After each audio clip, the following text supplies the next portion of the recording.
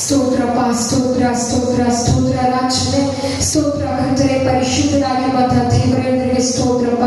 ಏಸಯ್ಯ ನಿನಗೆ ಸ್ತೋತ್ರ ಕರ್ತನೆ. ಅಪ್ಪ ಇಷ್ಟೊತ್ತು ನೀವು ತಾನೇ ನಮ್ಮನ್ನು ನಡೆಸಿರುವುದಕ್ಕಾಗಿ ಸ್ತೋತ್ರ ಕರ್ತನೆ. ಅಪ್ಪ ಮುಂದಿನ ಭಾಗವನ್ನು, ಅಪ್ಪ ಈ ದೇವರ ವಾಕ್ಯದ ಭಾಗವನ್ನು ನಿನ್ನ ಕರೆಗೆ ನಾನು ಸಮರ್ಪಿಸುವಳಾಗಿದ್ದೇನೆ. ಅಪ್ಪ ಇವತ್ತು ಆರಾಧನೆಯ ಬಗ್ಗೆ ಕರ್ತನೆ, ದೇವರ ವಾಕ್ಯವನ್ನು ಕೊಡುವಾಗಲೇ ಅಪ್ಪ ಇರುವಂತಹ ಪ್ರತಿಯೊಂದು ಹೃದಯಗಳು ತೆರೆಯಲ್ಪಡುವಂತದ್ದಾಗಲಿ, ಅಪ್ಪ ಇರುವಂತ ಪ್ರತಿಯೊಂದು ಕಣ್ಣುಗಳು ಅಪ್ಪ ತೆರೆಯಲ್ಪಡುವಂತದ್ದಾಗಲಿ ಕರ್ತನೆ, ಕಿವಿಗಳು ತೆರೆಯಲ್ಪಡುವಂತದ್ದಾಗಲಿ. ಅಪ್ಪ ದೇವರ ವಾಕ್ಯವನ್ನು ಕೇಳುವಂತ ಒಂದೊಂದು ವ್ಯಕ್ತಿಯಪ್ಪ ನಿನ್ನ ಬಲದಿಂದ ತುಂಬುವಂತದ್ದಾಗಲಿ ಕರ್ತನೆ. ಈ ವಾಕ್ಯವನ್ನು ಅಪ್ಪ ಈ ವಾಕ್ಯದ ಪ್ರಕಾರವಾಗಿ ನಡೆಸುವವರಾಗಲಿ ಕರ್ತನೆ. ಅಪ್ಪ ಈ ವಾಕ್ಯವನ್ನು ಅಪ್ಪ ಹೇಳಿದು ಅದೇ ಪ್ರಕಾರವಾಗಿ ಕರ್ತನೆ ಅವರು ನಡೆಯುವಂತದ್ದಾಗಲಿ ಕರ್ತನೆ. ಅಪ್ಪ ಈ ದಿವಸದಲ್ಲಿ ಕ್ಷಣದಲ್ಲಿ ನೀವು ತಾನೇ ನಮ್ಮನ್ನು ನಡೆಸಿರಿ ಕರ್ತನೆ.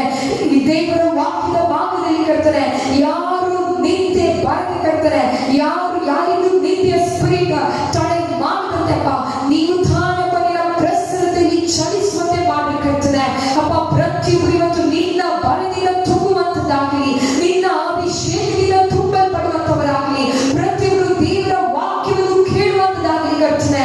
ಅಪ್ಪ ಇಲ್ಲಿರುವಂತ ಎಲ್ಲ ನೆಗೆಟಿವ್ ಅಟ್ಮಾಸ್ಫಿಯರ್ ಯೇಸುವಿನ ನಾಮದಲ್ಲಿ ಅಪ್ಪ ಮುರಿಯಲ್ಪಡಲಿ. ನಿನ್ನ ಪ್ರಸನ್ನತೆ ಸಭೆಯ ಸುತ್ತಲೂ ಬಂದಂತ ಜನರ ಸುತ್ತಲೂ ಅಪ್ಪ ಆವರಿಸುವಂತದ್ದಾಗಲಿ. ಅಪ್ಪ ಈ ಪ್ರಾರ್ಥನೆಯನ್ನು ಮಾಡಿ ಯೇಸು ಕ್ರಿಸ್ತನ ನಾಮದಲ್ಲಿ ಬೇಡಿ ಹೊಂದಿಕೊಂಡಿದ್ದೇವ. Amen, amen. Hallelujah, hallelujah. ಈ ಸಮಯದಲ್ಲಿ ನಾವು ದೇವರ ವಾಕ್ಯವನ್ನು ಕೇಳುವವರಾಗೋಣ. ಪ್ರತಿಯೊಬ್ಬರು ನಾವು ಕುಳಿತುಕೊಳ್ಳುವವರಾಗೋಣ. ಈ ದಿವಸದಲ್ಲಿ ನಾವು ದ ಪವರ್ ಆಫ್ ವರ್ಷಿಪ್, ದೇವರಿಗೆ ಮಾಡುವಂತ ಆರಾಧನೆಯಲ್ಲಿ ಇರುವಂತ ಬಲವನ್ನು ಈ ವಿಷಯದ ಬಗ್ಗೆ ನಾವು ತಿಳಿದುಕೊಳ್ಳುವವರಾಗಿದ್ದೇವೆ. ಪ್ರತಿಯೊಬ್ಬರು ನಾವು ಸತ್ಯವೇದವನ್ನು ತಿಳಿಯುವಂತವರಾಗೋಣ. ಆದಿಕಾಂಡ ಅಧ್ಯಾಯ 3 ವಾಕ್ಯ 17. ಆದಿಕಾಂಡ ಅಧ್ಯಾಯ 3 ವಾಕ್ಯ 17. ಈ ವಾಕ್ಯವನ್ನು ಈ ಸಮಯದಲ್ಲಿ ಯಾರಾದರೂ ಓದ್ರಿ.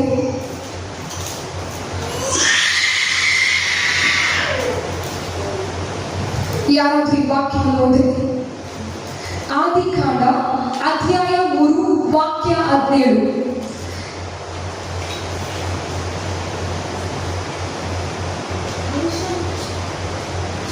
ಪುರುಷನಿಗೆ ತಿನ್ನಬಾರದೆಂದು ನಾನು ನನಗೆ ಆಜ್ಞಾಪಿಸಿದ ಮರದ ಫಲವನ್ನು ನೀನು ಹೆಂಡತಿಯ ಮಾತು ಕೇಳಿ ತಿಂದ ಕಾರಣ ನಿನ್ನ ನಿಮಿತ್ತ ಭೂಮಿಗೆ ಶಾಪ ಬಂತು. Hallelujah, hallelujah. ಈ ವಾಕ್ಯವನ್ನು ನಾವು ಓದುವಾಗ ಇಲ್ಲಿ ದೇವರ ವಾಕ್ಯ ಹೇಳುವಂತದ್ದಾಗಿದೆ ಪ್ರಿಯರೇ. ಪುರುಷನಿಗೆ ತಿನ್ನಬಾರದೆಂದು ನಾನು ನಿನಗೆ ಆಜ್ಞಾಪಿಸಿದ ಮರದ ಫಲವನ್ನು ನೀನು ಹೆಂಡತಿಯ ಮಾತು ಕೇಳಿ ತಿಂದ ಕಾರಣ ನಿನ್ನ ನಿಮಿತ್ತ, ಅಂದ್ರೆ ದೇವರು ಇಲ್ಲಿ ಹೇಳುವವರಾಗಿದ್ದಾರೆ, ನಿನ್ನ ನಿಮಿತ್ತ ಅಂದ್ರೆ ಆತನ ನಿಮಿತ್ತವಾಗಿ ಭೂಮಿಗೆ ಶಾಪ ಬಂದಿತು ಎಂಬುದಾಗಿ. ಈ ವಾಕ್ಯವನ್ನು ನಾವು ಗಮನಿಸುವಾಗ, ಪ್ರತಿಯೊಬ್ಬರು ಈ ವಾಕ್ಯವನ್ನು ನೋಡುವಾಗ ಇಲ್ಲಿ ನಿನ್ನ ನಿಮಿತ್ತ ಅಂದ್ರೆ ಆದಾಮನ ನಿಮಿತ್ತ, ಒಂದೇ ಒಂದು ವ್ಯಕ್ತಿಯ ನಿಮಿತ್ತವಾಗಿ ಇಲ್ಲಿ ದೇವರ ವಾಕ್ಯ ಹೇಳುವಂತದ್ದಾಗಿದೆ ಪ್ರಿಯರೇ. ಆದಾಮನ ನಿಮಿತ್ತ ಭೂಮಿಗೆ ಶಾಪ ಬಂದಿತು ಎಂಬುದಾಗಿ ಇಲ್ಲಿ ನಾವು ನೋಡುವಾಗ ಒಂದೇ ಒಂದು ವ್ಯಕ್ತಿಯ ನಿಮಿತ್ತವಾಗಿ ಈ ಭೂಮಿಗೆ ಶಾಪ ಬಂದಿತು ಎಂಬುದಾಗಿ ನಾವು ನೋಡುವವರಾಗಿದ್ದೇವೆ. Hallelujah, hallelujah. ಎಲ್ಲರೂ ಎಲ್ಲಿದ್ದೀರಾ? ಈ ಸಮಯದಲ್ಲಿ ವಾಕ್ಯವನ್ನು ನಾವು ನೋಡುವಾಗ ದೇವರ ವಾಕ್ಯ ಸ್ಪಷ್ಟವಾಗಿ ಹೇಳುವಂತದ್ದಾಗಿದೆ. ಒಂದೇ ಒಂದು ವ್ಯಕ್ತಿಯ ನಿಮಿತ್ತವಾಗಿ, ಆದಾಮನ ನಿಮಿತ್ತವಾಗಿ ಈ ಭೂಮಿಯಲ್ಲಿ ಎಲ್ಲ ಕಡೆಯಲ್ಲೂ ಶಾಪ ಬಂದಿತು ಎಂಬುದಾಗಿ. ಒಂದೇ ಒಂದು ವ್ಯಕ್ತಿ, ಆತನು ಮಾಡಿದಂತ ತಪ್ಪು ಒಂದೇ, ಅದು ಹೆಂಡತಿಯ ಮಾತನ್ನು ಕೇಳಿ ಆ ಫಲವನ್ನು ತಿಂದದ್ದು. ಈ ಒಂದೇ ಒಂದು ತಪ್ಪನ್ನು ಮಾಡಿದ ಕಾರಣ ಏನಾಯ್ತು? ಭೂಮಿಯಲ್ಲಿ ಎಲ್ಲ ಕಡೆಯಲ್ಲೂ ಶಾಪ ಬಂದಿತು ಎಂಬುದಾಗಿ ಇವತ್ತು ದೇವರ ವಾಕ್ಯ ಸ್ಪಷ್ಟವಾಗಿ ಹೇಳುವಂತದ್ದಾಗಿದೆ. ವಿಚ್ ಮೀನ್ಸ್ ಈ ವಾಕ್ಯದಲ್ಲಿ ನಾವು ಗಮನಿಸುವಾಗ ಒಂದು ನಮಗೆ ಇಲ್ಲಿ ಸಂಗತಿ ಗೊತ್ತಾಗುವಂತದ್ದಾಗಿದೆ. ಒಂದು ವ್ಯಕ್ತಿ, ಒಂದು ಮನುಷ್ಯ ಸಾಮಾನ್ಯವಾದಂತ ಮನುಷ್ಯನಲ್ಲ. He is not a common person. ಇಲ್ಲಿ ನಾವು ನೋಡುವಾಗ ಒಂದು ಮನುಷ್ಯ ಸಾಧಾರಣವಾದಂತ ಮನುಷ್ಯ ಅಲ್ಲ. ಯಾಕಂದ್ರೆ ಒಂದೇ ಒಂದು ವ್ಯಕ್ತಿಯ ನಿಮಿತ್ತವಾಗಿ ಇಲ್ಲಿ ಭೂಮಿಗೆ ಶಾಪ ಬಂದಿತು ಎಂಬುದಾಗಿ ನಾವು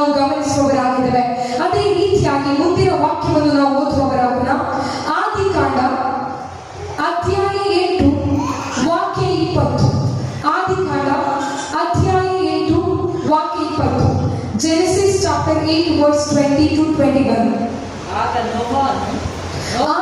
ನೋಹನು ಯೆಹೋವನಿಗೋಸ್ಕರ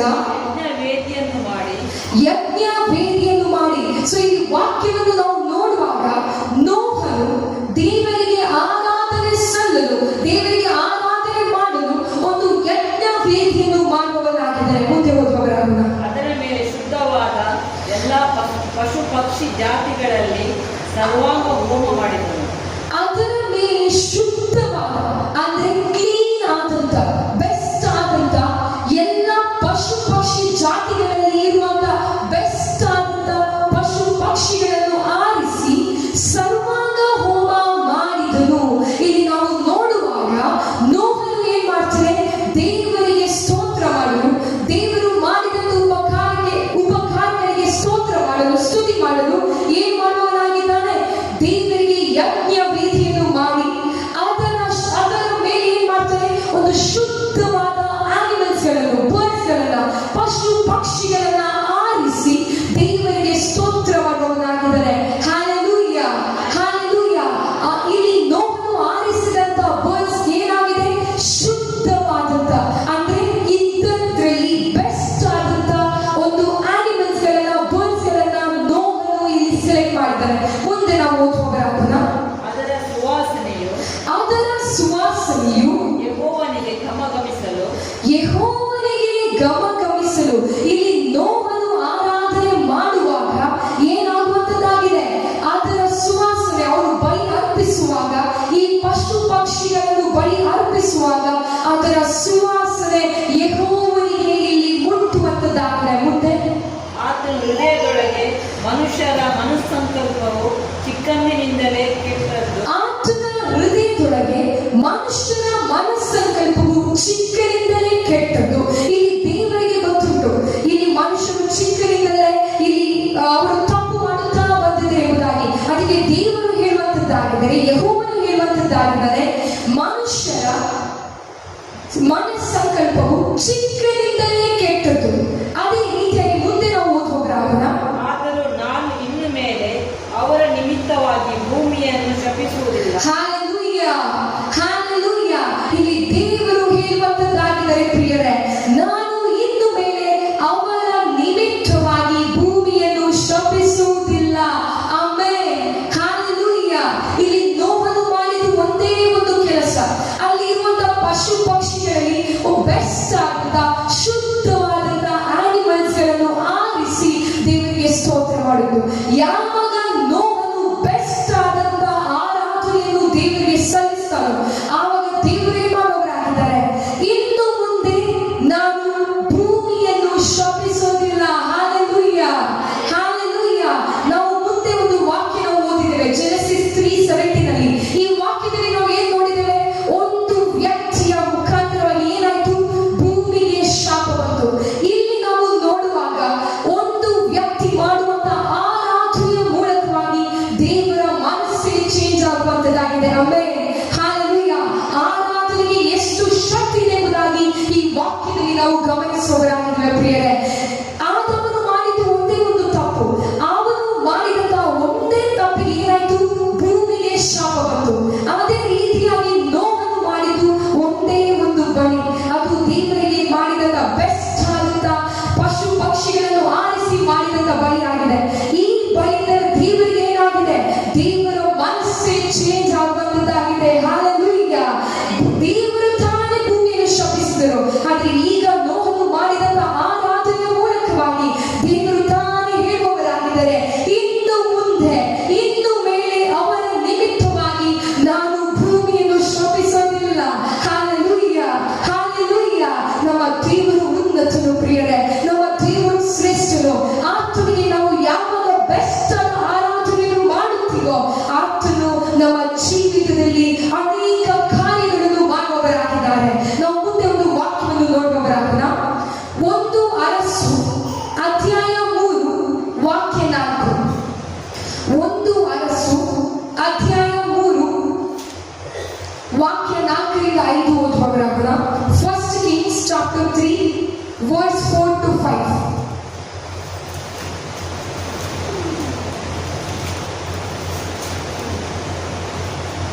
ಯಾರಾದರೂ ಇದನ್ನು ಓದುವವರಾಗೋಣ.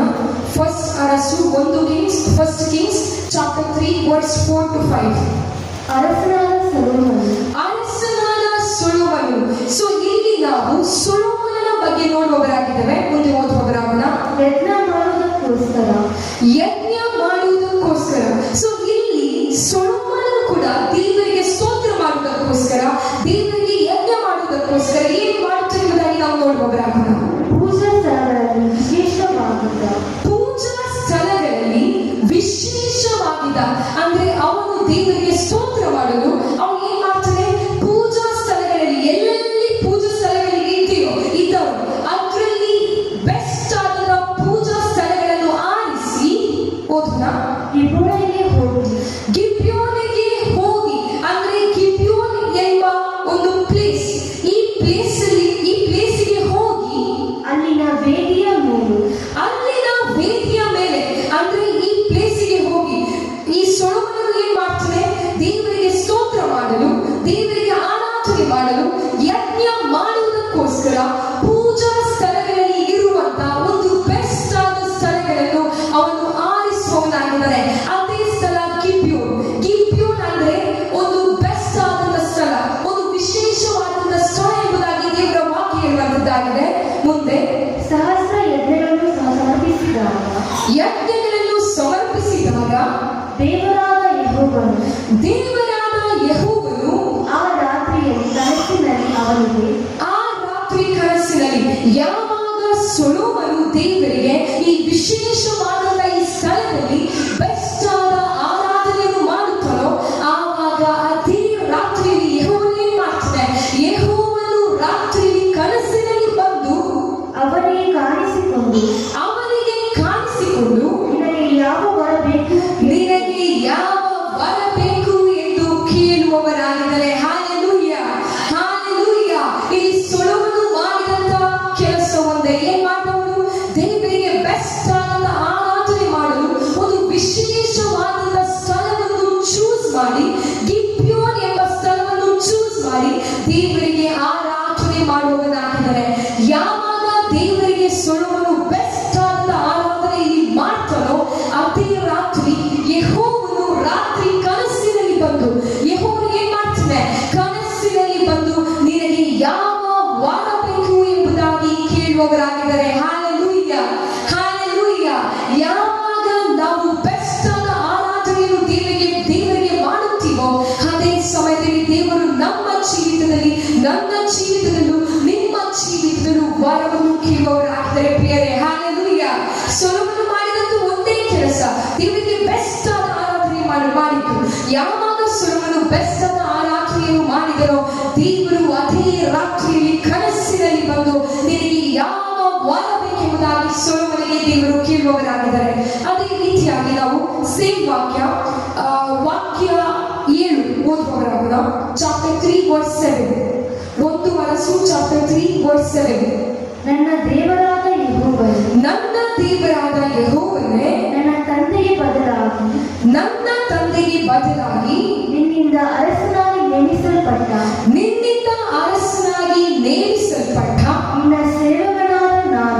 ನಿನ್ನ ಸೇವಕನಾದ ನಾನು ಇನ್ನೂ ಚಿಕ್ಕವನು. ಸೊ ಇಲ್ಲಿ ಸೊಲೊಮೋನನು ಹೇಳುವವನಾಗಿದ್ದಾರೆ, ದೇವರೇ ನಾನು ಇನ್ನೂ ಚಿಕ್ಕವನು, ನನ್ನಲ್ಲಿ ಯಾವ ಬಲವಿಲ್ಲ, I'm weak ಅಂತ ಸೊಲೊಮೋನನು ಹೇಳುವವನಾಗಿದ್ದಾರೆ. ಮುಂದೆ ಓದುವವರಾಗೋಣ. ನನಗೆ ಯಾವ ವ್ಯವಹಾರ ಜ್ಞಾನವಿಲ್ಲ ಅಂತ ಅವನು ಹೇಳುವವನಾಗಿದ್ದಾರೆ ದೇವರಿಗೆ. ದೇವರಲ್ಲಿ ವರವನ್ನು ಕೇಳುವವನಾಗಿದ್ದಾರೆ. ಸೊಲೊಮೋನನಿಗೆ ಯಾವ ವರ ಬೇಕೆಂಬುದಾಗಿ ದೇವರು ಕೇಳುವಾಗ ಸೊಲೊಮೋನನು ಇಲ್ಲಿ ರಿಪ್ಲೈ ಮಾಡುವವನಾಗಿದ್ದಾರೆ. ಅವನು ಹೇಳುವವನಾಗಿದ್ದಾರೆ, ನನಗೆ ಯಾವ ಜ್ಞಾನವಿಲ್ಲ, ನನಗೆ ವ್ಯವಹಾರ ಜ್ಞಾನವಿಲ್ಲ, ಮತ್ತೆ ನಿನ್ನ ಸೇವಕನಾದ ನಾನು ಲೆಕ್ಕಿಸಲಾಗದಂತ ಮಹಾ ಲೆಕ್ಕಿಸಲಾಗದಂತ ಅಂದ್ರೆ ಕೌಂಟ್ ಮಾಡದಂತ ಮಹಾ ಜನಾಂಗವಾಗಿರುವ ನಿನ್ನ ಸ್ವಕೀಯ ಪ್ರಜೆಯ ಮಧ್ಯದಲ್ಲಿದ್ದೀನಿ. ಅಂದ್ರೆ ಇಲ್ಲಿ ಸೊಲೊಮೋನನು ದೇವರಿಗೆ ಹೇಳುವವನಾಗಿದ್ದಾರೆ, ದೇವರೇ ನಾವು ಇಲ್ಲಿ ಒಂದು ದೊಡ್ಡ ಜನಾಂಗದ ಮಧ್ಯದಲ್ಲಿ ಇದ್ದೀನಿ, ನನಗೆ ಯಾವ ನಾಲೆಜ್ ಇಲ್ಲ, ನನಗೆ ಯಾವ ಜ್ಞಾನವಿಲ್ಲ, ನನಗೆ ವ್ಯವಹಾರದ ಜ್ಞಾನವಿಲ್ಲ. ಅದಕ್ಕಾಗಿ ಓದುವವರ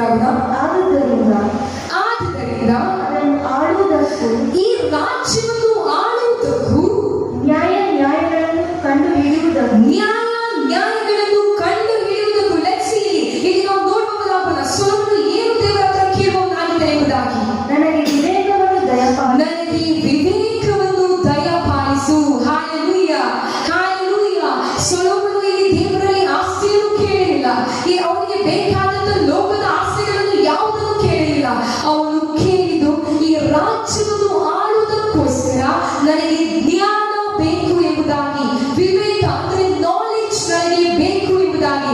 ಲೆಟ್ಸ್ ಸಿ ದೇವರು ಅದಕ್ಕೆ ಏನು ಹೇಳುವವರಾಗಿದ್ದಾರೆ ಎಂಬುದಾಗಿ.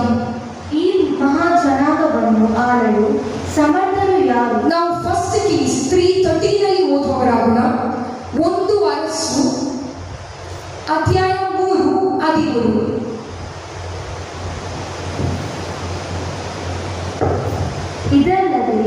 ಇದಲ್ಲದೆ ನೀನು ಕೇಳದಂಥದ್ದನ್ನು.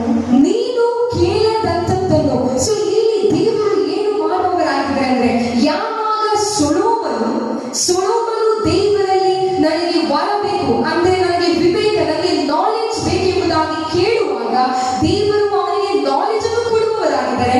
ಅದರ ಜೊತೆಗೆ ದೇವರು ಇಲ್ಲಿ ಹೇಳುವವರಾಗಿದ್ದಾರೆ, ಇದಲ್ಲದೆ ನೀನು ಕೇಳದಂಥದ್ದನ್ನು ಅಂದ್ರೆ ನೀನು ವಿವೇಕವನ್ನು ಕೇಳಿದ್ಯಾ, ಇದು ಯಾವುದನ್ನು ನೀನು ಕೇಳಲಿಲ್ಲವೋ ನಿನಗೆ ಅನುಗ್ರಹಿಸಿದ್ದೇನೆ. Hallelujah, hallelujah. ಸೊಲೊಮೋನನು ಮಾಡಿದ್ದೇನು ಇಲ್ಲಿ?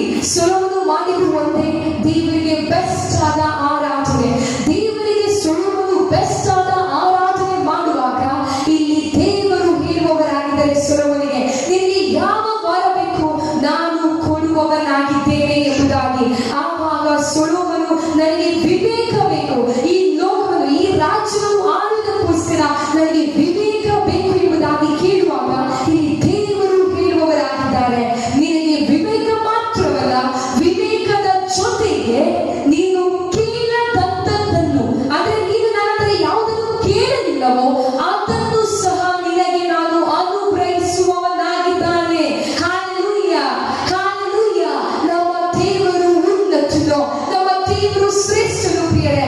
ಯಾವಾಗ ಸೊಲೊಮೋನನು ಬೆಸ್ಟ್ ಆದ ಆರಾಧನೆ ಮಾಡ್ತಾರೋ ದೇವರು ಅವನಿಗೆ ವರವನ್ನು ಕೊಡುವವನಾಗಿದ್ದಾರೆ. ಅದೇ ರೀತಿಯಾಗಿ ನಾವು ಮೊದಲು ಆದಿಕಾಂಡ 8:20 ನಾವು ನೋಡಿದ್ದೇವೆ. ನೋಹನು ಬೆಸ್ಟ್ ಆಗಿ ಆರಾಧನೆ ಮಾಡುವಾಗ ದೇವರು ಏನ್ ಮಾಡಿದರು? ಭೂಮಿಯನ್ನು ಇನ್ನು ಮುಂದೆ ನಾನು ಶಪಿಸುವುದಿಲ್ಲ ಎಂಬುದಾಗಿ ಹೇಳಿದ್ರು. ಸೊ ನೋಹನು ಆರಾಧನೆ ಮಾಡುವಾಗ ದೇವರು ಇಲ್ಲಿ ಹೇಳುವವರಾಗಿದ್ದಾರೆ, ಇನ್ನು ಮುಂದೆ ನಾನು ಭೂಮಿಯನ್ನು ಶಪಿಸುವುದಿಲ್ಲ ಎಂಬುದಾಗಿ. ಅದೇ ರೀತಿಯಾಗಿ ಸೊಲೊಮೋನನು ಬೆಸ್ಟ್ ಆದ ಆರಾಧನೆ ಮಾಡುವಾಗ ಇಲ್ಲಿ ದೇವರು ಹೇಳುವವರಾಗಿದ್ದಾರೆ, ನಿನಗೆ ಬೇಕಾದ ವರವನ್ನು ನಾನು ಕೊಡುವವನಾಗಿದ್ದೇನೆ. Hallelujah, hallelujah, hallelujah. ಆರಾಧನೆ ಮಾತ್ರವಲ್ಲ, ಆರಾಧನೆ ಮಾಡುವಾಗ ವಿವೇಕ ಮಾತ್ರವಲ್ಲ, ವಿವೇಕದ ಜೊತೆಯಲ್ಲಿ ನಿನಗೆ ವಿವೇಕ ಮತ್ತು ನೀನು ಕೇಳದಂಥದ್ದನ್ನು, ನೀನು ಯಾವುದನ್ನು ನನ್ನ ಹತ್ರ ಕೇಳಲಿಲ್ಲವೋ ಅದನ್ನು ಸಹ ನಾನು ನಿನಗೆ ಕೊಡುವವನಾಗಿದ್ದೇನೆ. Hallelujah, hallelujah. ಹೌದು ಪ್ರಿಯರೇ, ಯಾವಾಗ ನಾವು ದೇವರಿಗೆ ಬೆಸ್ಟ್ ಆದ ಆರಾಧನೆ ಮಾಡುತ್ತೀವೋ ದೇವರು ನಮಗೆ ಬೇಕಾದಂತೆ ಎಲ್ಲವನ್ನು ಕೊಡುವವರಾಗಿದ್ದಾರೆ. Hallelujah, hallelujah. ಯಾರಿಗನ್ನು ನಂಬುವವರಾಗಿದ್ದೀರಿ? ಆಮೆನ್ ಎಂಬುದಾಗಿ ಶಬ್ದವಾಗಿ ಆಮೆನ್. Hallelujah, hallelujah. ಇಲ್ಲಿ ಸೊಲೊಮೋನನು ಆರಾಧನೆ ಮಾಡಿದರು, ನೋಹನು ಆರಾಧನೆ ಮಾಡಿದರು. ಇಬ್ಬರು ಆರಾಧನೆ ಮಾಡುವಾಗ ದೇವರಿಗೆ ಖುಷಿಯಾಗಿ ದೇವರೇನ್ ಮಾಡ್ತಾರೆ? ಅವರಿಗೆ ಬೇಕಾದದನ್ನು ಅಲ್ಲಿ ಕೊಡುವವರಾಗಿದ್ದಾರೆ. ಅದೇ ರೀತಿಯಾಗಿ ಯಾವಾಗ ನಾವು ದೇವರಿಗೆ ಆರಾಧನೆ ಮಾಡ್ತೀವೋ, ನಾವು ಯಾವಾಗ ಬೆಸ್ಟ್ ಆದ ಆರಾಧನೆ ಮಾಡ್ತೀವೋ ದೇವರು ನಮಗೂ ಕೂಡ ಕೊಡುವವರಾಗಿದ್ದಾರೆ. Hallelujah, amen, hallelujah. ನಾವು ಲಾಸ್ಟ್ ಒಂದು ವಾಕ್ಯವನ್ನು ನಾವು ನೋಡುವವರಾಗೋಣ. John chapter 4:23-24. ಜಾನ್, ಯೋಹಾನ ಅಧ್ಯಾಯ 4 ವಾಕ್ಯ 23. ಈ ವಾಕ್ಯವನ್ನು ನಾವು ನೋಡುವವರಾಗೋಣ.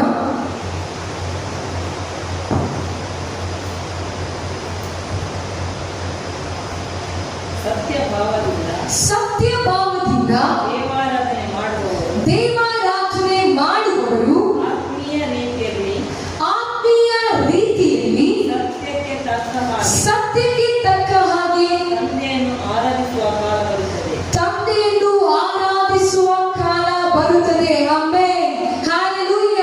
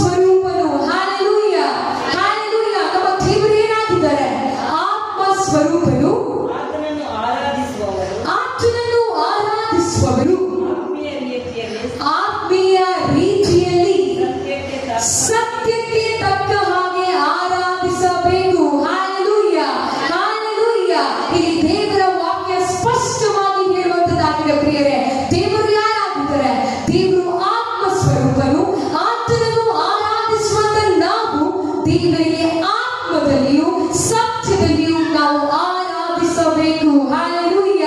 ಇಲ್ಲಿ ದೇವರ ವಾಕ್ಯ ಸ್ಪಷ್ಟವಾಗಿ ಹೇಳುವಂತದ್ದಾಗಿದೆ. ಆರಾಧಿಸುವಂತ ನಾವು ದೇವರಿಗೆ ಬೆಸ್ಟ್ ಅನ್ನ ಆರಾಧನೆ ಹೇಗೆ ಕೊಡುವಂಥದ್ದು? ನಮ್ಮ ಆತ್ಮದಲ್ಲಿ ಆರಾಧನೆ ಮಾಡುವಂಥದ್ದು. ನಾವಿಲ್ಲಿ ಓಲ್ಡ್ ಟೆಸ್ಟಮೆಂಟ್ ಅಲ್ಲಿ ನೋಡುವಾಗ ನೋಹನು ಬಲಿ ಅರ್ಪಿಸಿ ದೇವರಿಗೆ ಆರಾಧನೆ ಮಾಡಿದರು. ಸೊಲೊಮೋನನು ಕೂಡ ಬಲಿ